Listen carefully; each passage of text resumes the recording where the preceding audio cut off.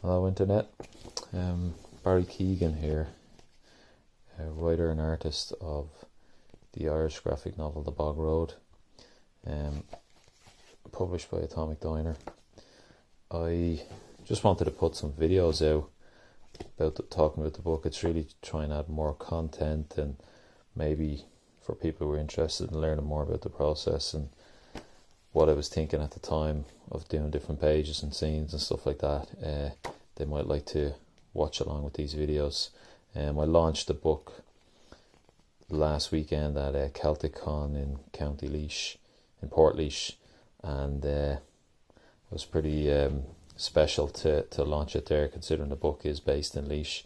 Had a great time at the con. I actually picked up a lot of books here, different comics by different Irish creators. I'd love to actually do some video reviews of these at some stage, but I might talk to the creators and see if it's okay to do that. But yeah, I was going to just maybe talk about the first scene of The Bog Road and give people a look who haven't picked up the book, a look at what's inside. First page is I got some funding from Laois County Council. It was the Creative Ireland programme, which helped actually to pay for some of the colouring. The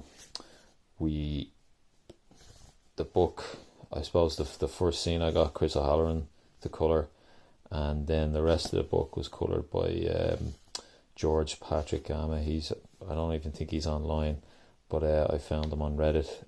He's a colourist from Brazil, very good. Chris actually, I think he was just too big of a name for us to afford him to finish the book, but they both done an awesome job. And Haas, who lettered the book, was also brilliant. Very patient guy. Just really happy with the team who worked on the book. This credits page actually is this is the square in Port Arlington. I'd say anybody from the town should recognise this quite easily. On this page here, this is just a pin-up art of Meister Spore, I suppose, kind of emerging out of a mushroom. I think he's probably my favourite character in the story. But yeah, the first page, I'm still very happy with this page. It's actually still one of my favourites, considering it was the first page I drew. I just really like how it looks as a piece of art.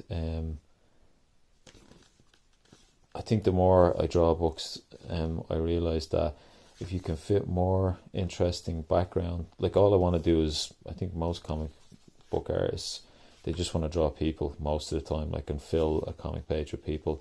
But as I do more, I realise that your pages look a lot better the more you can fit environments in there and make them look interesting and make them look like something that you would like to explore.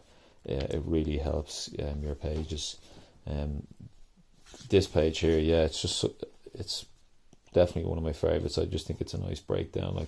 Starts in a pub, then Ireland, the Midlands, County Laois. I really love this trail of smoke coming off the lantern. Chris coloured that really nicely. Back here, I really like the green hues off of the smoke, and then on this panel here, it kind of sets up to whatever this character, whose name is Jim Bracken, is going towards, and what it is it's one of these old kind of Celtic, I think they're called dolmens or portal dolmens or something like that. Sorry, my Celtic history is not great. But yeah, I don't think you actually see any of these in the bog. I don't think they exist in the bog, but just as far as artistic license goes, I thought it'd be cool to put it in, and it's somewhere where Jim goes, and he hangs up his lantern and then calls out to this creature, and you see he's starting to react to the bog bubbling up. And then here you get a few panels of this creature coming out of the ground, and this is the bog creature, who Jim, through the conversation, you know that they already know each other straight away. Jim talks about a lot of deaths, road traffic deaths on this bog road. And actually this page, at the time of drawing the story, I hadn't fully decided to put in real locations in the book of County Laois. So like these churches are not, this church is not actually designed off of a specific church in Laois. Like it could match one, I'm not sure, but at the time I hadn't made that decision to really set it in proper locations. Like anyway, Jim is talking about these deaths, and a lot of teenagers have been dying in car crashes and stuff, and he's basically, the creature's having none of it, you know, kicks him to the ground. And he basically goes into the history of Ireland, starts talking about the different people who have lived in Ireland, like the primitives. When they first came, they feared them, and the pagans worshipped them. And then he said a different ideology came, which was the Christianity, and I suppose it moved people. I suppose before those types of religions, people worshipped nature, and when the I think they're called Abrahamic religions, when they came along, I suppose it taught people that we are above nature and we own nature. So I thought this was kind of a cool little idea to put into the story. And then you see the people, when they change their ideology, they slaughter the bog creatures. And then you see the last one kind of sinking into the bog. I actually like that progression of panels. It's kind of nice, especially the last one that's empty, and then he says, and I have grovelled in the bog ever since. Then the creature kind of talks about the different people who have come to Ireland after, I suppose, the Celts. Like, well, he mentions the Celts here, then the Normans, the Vikings, the English, the Huguenots. They were like, I think they were like religious outcasts from France. A lot of them settled in Ireland, and especially in Port Arlington in County Laois. And he talks about the Celtic revival. Then you get this flashback scene. It's basically people cutting turf in Laois, and I think my reference, or I didn't know too much about cutting turf, because I think I don't think they'd cut it like this, like, but I suppose that's one of the, there's going to be a few little mistakes in every book, I think, like, but anyway, yeah. So I suppose the creature's talking about the first people that he met, like hundreds of years later, and or possibly thousands of years later, and he befriends this young man who's Jim Bracken's great grandfather. You'll see here in this panel, it's showing the third eye on this young man, which will become more relevant later, I suppose, because you notice as well the bog creature has a third eye also. So yeah, it just shows that the creature and this man become friends, and he brings him back to his land. Doesn't really state what they spoke about, which I don't think is relevant. It's more that a friendship was forged. And then you come back here to the time, the modern time of where Jim is talking to the creature, and this is a setup of the road with the crosses up for the people who died on the road, and basically here the Jim Bracken he's telling the creature that the killing must stop, and he says that children are the most precious thing to us. But what I like here is that the creature comes back with a great response, and he says, and you sold them out for a road. And then that ends the first scene where he tells Jim to leave his lands.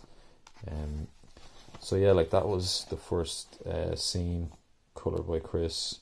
It was actually a much shorter scene, and I decided to put in some of this kind of history of Ireland stuff and the flashback to the turf cutting, because when I had drawn, so like, I suppose this scene,